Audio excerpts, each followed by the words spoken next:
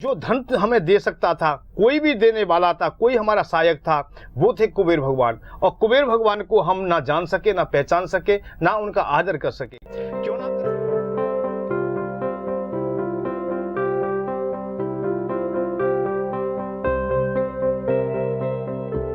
कार्यक्रम की शुरुआत करेंगे और हर रोज की तरह हमारे साथ स्टूडियो में उपस्थित है बाबा कर्म योगी जी महाराज। तो आइए सबसे पहले उनका स्वागत करते हैं। महाराज जी, कार्यक्रम में बहुत बहुत स्वागत है आपका। नमस्कार। जय श्री कुबेरा। नमस्कार, कल्याण जी।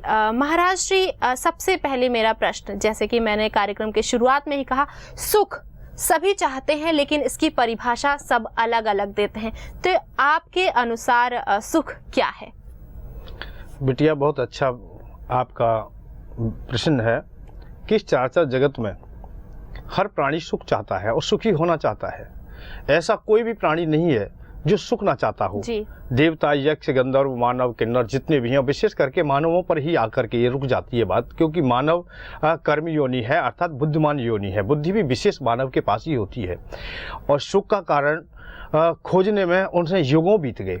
निरंतर हर युग आता रहा और अपने अपने तरीके से सुख खोजता रहा। ऐसा कोई भी युग नहीं आया जिसमें सुख ना खोजा गया हो। कभी त्याग के रूप में सुख खोजा गया, कभी तपस्या के रूप में खोजा गया, कभी वैराग्य के रूप में खोजा गया, कभी अर्थ पर ही निर्भर हो जाता है। जैसे अब चलते चलते कलयुग में तो केवल अर्थ पर निर्भर हो गया है, क्योंकि ये युग अर्थ युग ही है। ये कलयुग जो है ये अर्थ युग है। अर्थ युग के अनुसार आज हम लोग जी सकेंगे तो अर्थ से ही जी सकेंगे, क्योंकि जो युग की गौणिकता है उसी के अनुसार हर युग में सुख को खोजा गया और खोजते खोजते अनेकों पहेली उसमें छुपती रहीं और प्रकट होती रहीं। आज वो रहस्य हम तुम्हें बताने जा रहे हैं जिससे कि तुम सुखी हो सकोगे। सुख का कारण है केवल धन। और धन क्यों नहीं प्राप्त होता है, क्यों अधूरापन रहता है? अनेकों वर्षों बीत जाते हैं, धन के लिए हम प्रयत्न करते हैं, यहाँ वहाँ भी जाते हैं, बचपने से लेकर के जवानी, जवानी से लेकर के अंतिम पड़ाव बुढ़ापे तक हम धन की खोज में होते हैं। यहाँ तक अवस्था आ जाती है, कई व्यक्ति और परिवार तो ऐसे भी जुड़े देखे गए हैं जिनके परिवार निर्धनता में वर्षों से जीते रहे। कई पीढ़ियां उनकी निर्धनता में निकल गई, परंतु उन्हें धन ना मिल सका।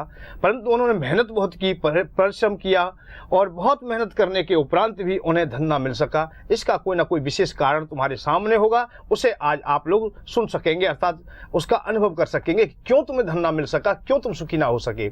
सुख का कारण वास्तविकता में छुपा हुआ है, जो तुम्हारे सामने वर्षों से उजागर ना हुआ, आज वो तुम्हारे सामने आएगा।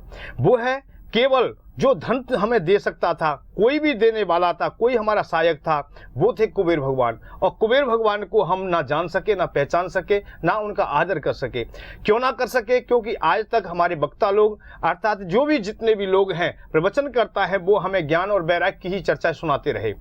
ज्ञान और वैराग्य की चर्चाएं हम सुनते रहे, तालियां बजाते रहे। कुछ समय सुनते सुनते अच्छी तो लगी, कुछ क्षण के लिए ऐसा लगा कि हम सुखी हो गए हैं, अर्थात आनंद से साक्षात्कार हो रहा है। परंतु जैसे ही हम लोग घर में वापस आते हैं, आने के बाद हमें माता पिता, भाई, बंधु, पत्नी, बच्चे, सब परिवारीजन जब दुखी दिखाई देते हैं, भूखे दिखाई देते हैं, धन के अभाव में वो जीते दिखाई देते हैं, तो हम लोग फिर वहीं की वहीं आ जाते हैं संसार में। और हम वैराग्य की चर्चाएं सुनते सुनते शायद हो सकता है कि हम जो संपत्ति हमें कमानी चाहिए थी, धन हमें कमाना था, उससे भी हमें शायद अरुचि हो गई हो, या हम लोग आलसी हो गए हों, या हम ये भी कह सकते हैं कि हम देवताओं के अधीन ही, अर्थात देवताओं पर ही छोड़ करके केवल बैठ गए हों। जिन देवताओं के पास उपासना कर रहे थे, या तो ये कहिए कि जिन देवताओं के पास धन ही नहीं था जिनसे तुम मांग रहे थे, या ये है कि उनके ऊपर आप लोग भरोसा कर बैठे जिनके पास धन नहीं था, उनसे भी धन मांगने की कामना तुमने कर ली।